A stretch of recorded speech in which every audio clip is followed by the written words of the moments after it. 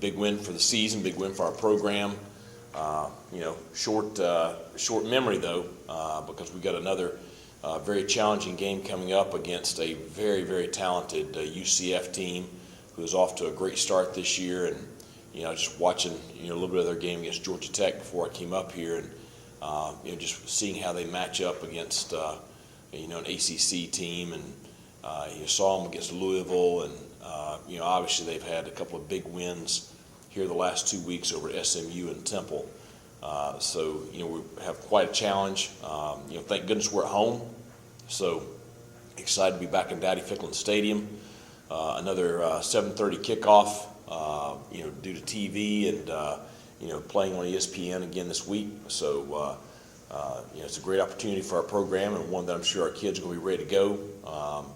Really need our crowd back in it. I think they were a big part the other night, especially in overtime, just with the atmosphere in the stadium.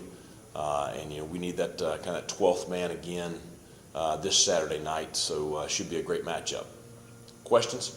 Coach, y'all faced some pretty dynamic quarterbacks this year, but I don't know if y'all have seen anybody quite like Plumlee, just speed-wise and arm strength. Just what type of challenges he presented?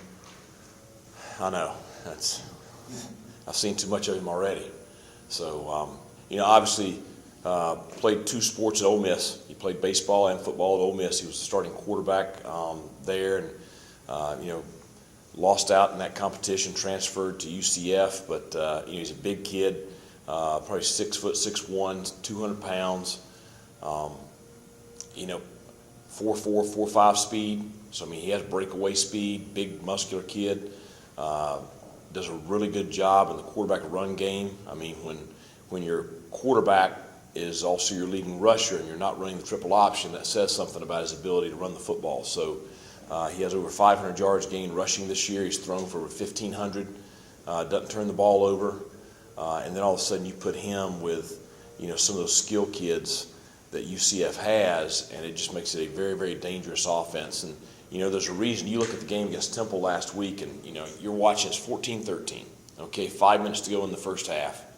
And then UCF scores the next 56 points, 21 before halftime. And, Temple they didn't. Temple didn't turn the ball over. They didn't turn the ball over. They didn't get a kick blocked, that UCF didn't return a punt or a kickoff for a touchdown or anything like that. It was just that's how explosive UCF's offense is with Plumlee and his surrounding cast there. And so, it's probably our biggest challenge of the year so far. Coach, to follow up with that, the whole team speed for UCF, is that the main concern? And are they faster this year than they were last year?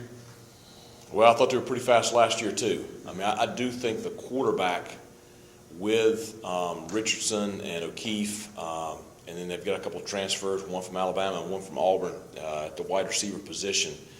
I think you put a quarterback like Plumlee with those kind of skill kids, and I think that's what makes them so much more explosive offensively.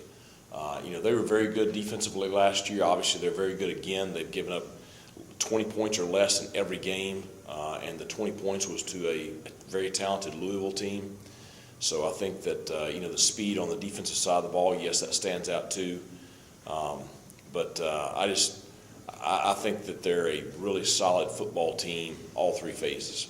Coach, UCF leads the conference in rushing. What's the conversation been like with your guys up front defensively about how important they're going to be this weekend? Well, we touched on it a little bit already. You have a dual threat quarterback, and then you have all those other players. I didn't even mention in my opening remarks Bowser, who was their starting tailback last year, and he and Richardson are kind of co-starters this year. But they have multiple quality running backs. Harvey's going to play a lot. Their backup quarterback Castellanos, the true freshman, may be faster than Plumlee. He had 3 long touchdowns against Temple the other night, and so I think that. You got a lot of challenges with the weapons that they have, and obviously, offensive line. I think they're very, very solid. A transfer from Virginia and a transfer from Jacksonville State at the 2 tackles. Their center's a returning kid that all conference caliber players. So I just think they're a very solid running football team. Obviously, we're going to have to play very, very well up front, linebacker, box level, this week to be able to slow them down. But the combination of their ability and their scheme that they run is a huge challenge. Coach, I'm not sure if you're aware, but Coach Malzahn said that he was not aware of Eastern North Carolina's barbecue, and that we were famous for that. What's your response to that? Can we make sure that he gets a nice plate of that on Saturday? I don't know. I'm sure he'll enjoy it. So it's, I'm a fan of barbecue. So I love Eastern North Carolina barbecue. So, but I don't know whatever the delicatessen is down there in Orlando. So we'll make sure he gets a plate. He's got to. I'm having an argument over which place it comes from, Parker's or B's or Sam Jones. They've got an argument over which one's best, and now we got Mission here in town too. So we've got a lot to choose from.